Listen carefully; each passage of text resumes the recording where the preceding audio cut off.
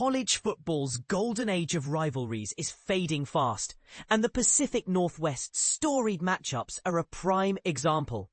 But here's where it gets controversial.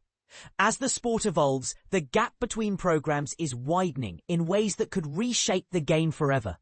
Take the Apple Cup and the Oregon State showdown. Two rivalries steeped in decades of tradition, now caught in a web of realignment, financial disparities, and shifting fan bases. And this is the part most people miss. These games aren't just about football anymore. They're a microcosm of a broken system, where resources, not passion, dictate outcomes. The 117th Apple Cup between Washington and Washington State on Saturday isn't just a game. It's a relic.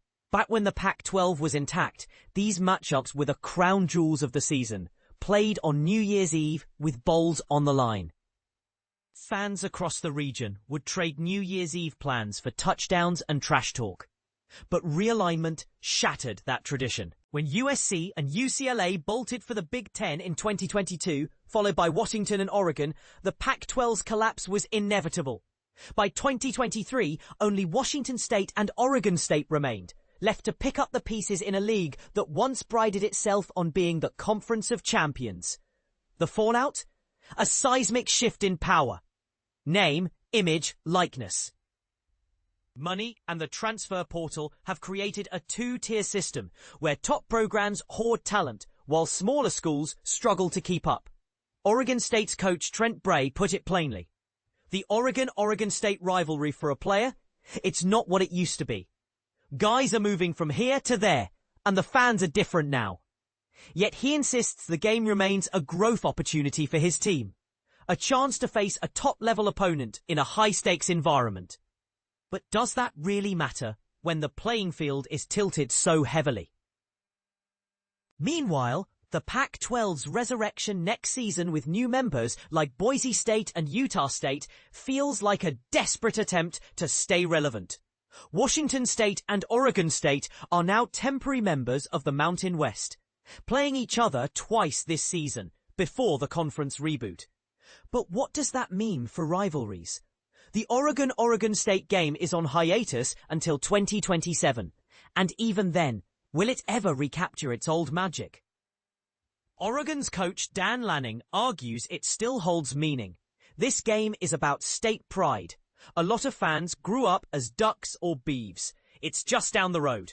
But is that enough to bridge the gap when Oregon State has gone 0-3 this season and lost 9 of their last 10 games? The numbers tell a harsh story.